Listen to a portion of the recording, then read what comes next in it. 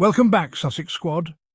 I'm your host, Adrian, and today on Meghan and Harry Tales, we're diving headfirst into the latest palace plot that's more twisted than a season of Game of Thrones.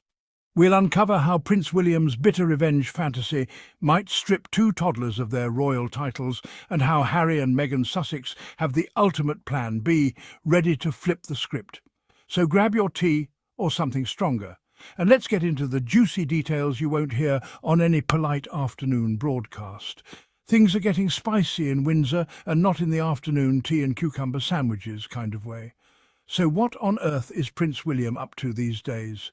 Well, while you and I were chilling, he apparently cooked up a plan to snatch away Archie and Lilibet's his and her Royal Highness titles the moment he sits on that throne. Yep, you heard that right.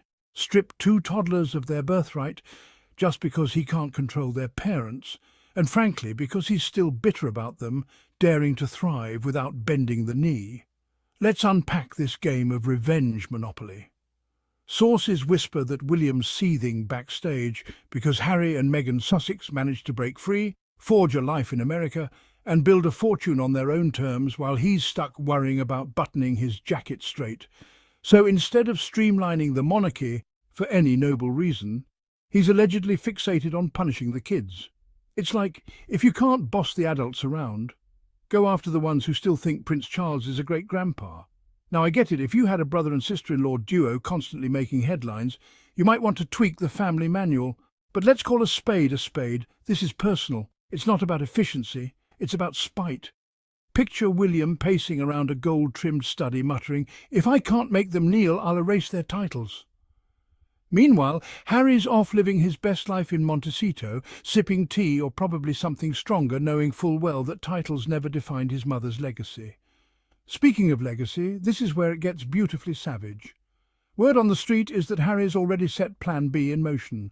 Rebrand the kids as Spencers. Yes, as in Princess Diana's maiden name. No more Windsor, no his or her Royal Highness, just Archie Spencer and Lilibet Spencer.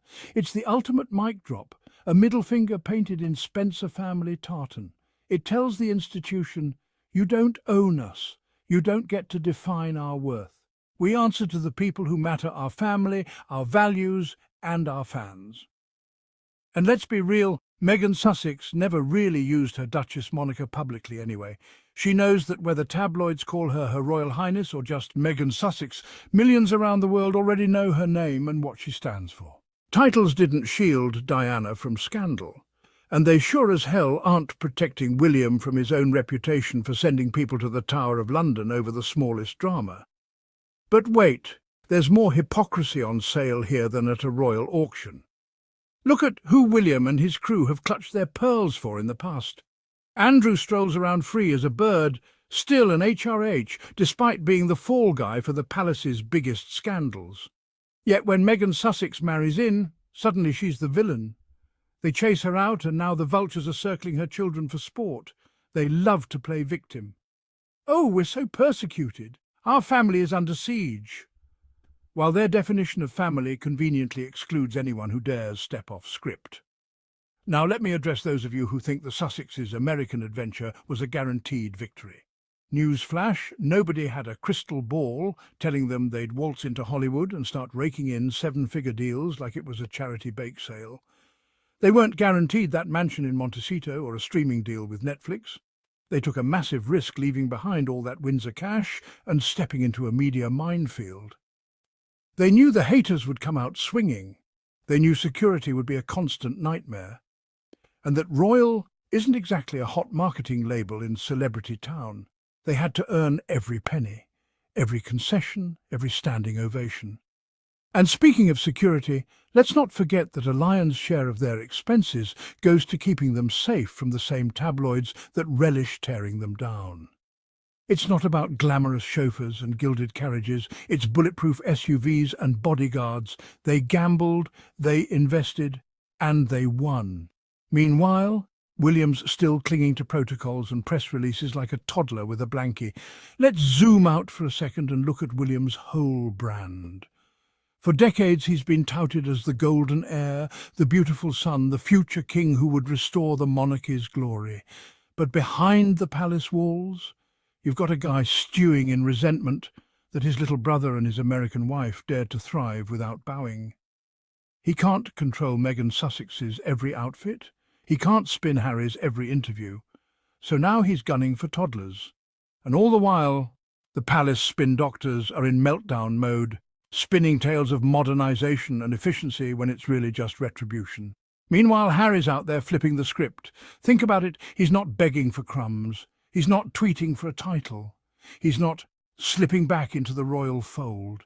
He's building a legacy rooted in freedom, love, and authenticity. He's showing the world that being a Spencer means something. It's about empathy, charity, resilience, the same values Diana embodied. It's an elegant republication of his mother's brand without the monarchy's PR nightmares glued to his back. Now I want to pause and give a nod to Meghan Sussex, because while the palace was busy clipping titles and calling her every name in the book, she held her ground. She refused to play by their rules. She refused to let Duchess of Sussex be the headline over her work, her charity and her voice. She said, "I am more than this label." And by God, she proved it. Picture this. William in his Buckingham office rifling through decrees, while Meghan Sussex is out there launching her lifestyle brand, inspiring millions and putting the life back in lifestyle. It's like trying to erase a best-selling novel because you don't like the cover. You can't unwrite what she's already done. And you certainly can't unsell those Netflix specials. So where does that leave us? On one side, you've got a monarchy clinging to protocol, like it's a life raft lashing out at anything that doesn't fit the narrative. On the other, you've got the Sussex squad rewriting the playbook, embracing heritage, refusing to be erased, building something that outlasts any throne. Titles are just words. Legacy is what you do with them. And let's not forget the real kicker. History has shown us again and again that you can't squash a movement with decrees. Look at how the royal family treated Diana, tried to control her, tried to spin her story. And we all know how that ended.